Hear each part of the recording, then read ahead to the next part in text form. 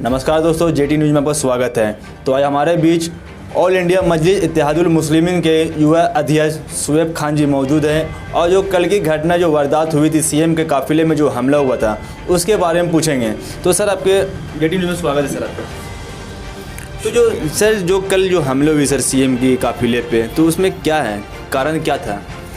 ये हमला हमारे झारखंड के सीएम पे नहीं बल्कि हिंदुस्तान के डेमोक्रेसी पे हमला है।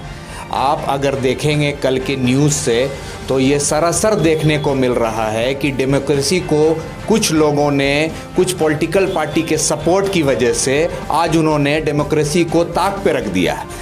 कहीं ना कहीं झारखंड के अंदर अगर सीएम के खिलाफ और सीएम के अगेंस्ट इस तरह का आत्मघाती हमला होता है, जिसको आप अटेम्प्ट टू मर्डर कह सकते हैं, आईपीसी 307 जो अटेम्प्ट टू मर्डर के खिलाफ जो सेक्शन है उस सेक्शन को लगा करके और ऐसे असामाजिक तत्व, ऐसे गुंडागर्दी, ऐसे उपद्रवियों के खिलाफ लाइफ टाइम की सज़ा होनी चाहिए।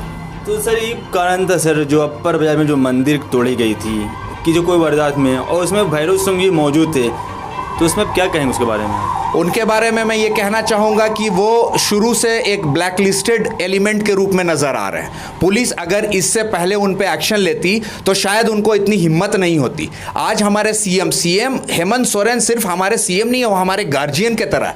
ये उन पे हमला हमारे गार्जियन पे हमला है। ऐसे लोगों के खिलाफ सख्त कानून लगनी चाहिए।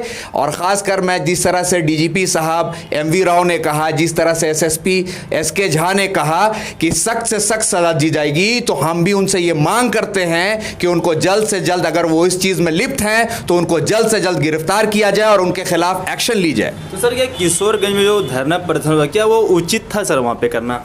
देखिए, जहाँ तक SSP साहब के वर्डिक्ट्स जो आए हैं उसमें उन्होंने ये कहा है कि किशोरगंज में जो लोग जमा हुए वो किसी एक वे को लेकर के नहीं आए थे, वो वेरियस वे को यूज़ करके वहाँ पे जमा हुए और 40-45 मिनट पहले से उन्होंने ये उपद्रव करना शुरू किया। और उसका नतीजा जो आया वो हेमंत सोरेन साहब के काफिले पे नज़र आया, जिसमें शीशों को तोड़ा गया, एक पुलिसकर्मी भी घायल हुए। तो कहीं ना कहीं एक सोची समझी साजिश है। तो जैसे कि सर अभी फिलहाल ओरमांझी में जो है कांड हुई थी, उससे धरना प्रदर्शन कर रहे थे वहाँ पे। देखिए, मैं इस बारे में आपको बताना चाहूँगा कि हर एक इंसान, भारत का एक नागरिक जो होता है, उसका डेमोक्रेटिक राइट्स होते हैं, फंडामेंटल राइट्स होते हैं। लेकिन इसका कतई ये मतलब नहीं होता है कि आप प्रशासन के अगेंस्ट आप एक्ट को तोड़ते हुए किसी तरह से नाजायज़ तौर पे अपनी बातों को मनवाएं और ये आत्मघाती दस्ता बना करके, असलहा लेकर के, डंडे लेकर के अगर आप सीएम पे हमला करते हैं तो वाकई में ये बहुत निंदनीय है। तो सर ये 12 जन की गिरफ्तारी हुई है सर अभी तक में, और हॉस्पिटल में जांच भी हुई है और उसको ट्रांसफ़र किया गया था जेल में। हाँ, तो वो ट्रांसफ़र किया गया। मैं यहाँ की जो प्रशासन है, प्रशासन से मैं ये अनुरोध करूँगा कि 12 नहीं, जितने लोग भी इसमें लिप्त है, क्योंकि अगर आप वीडियोस देखेंगे, वीडियोस के अंदर सिर्फ 12 लोग नहीं है, ये पूरा का पूरा एक हुजूम है। कहाँ से इनको प्रोटेक्शन मिलता है? क्या ऐसी पॉलिटिकल पार्टी है जो उनको सपोर्ट करती है? उनका सपोर्ट जो है पीछे से उनके कंधों पर है। अगर ऐसा है तो उस पॉलिटिकल पार्टी को भी खटगरे में खड़ा करना पड़ेगा, JMM की सरकार को।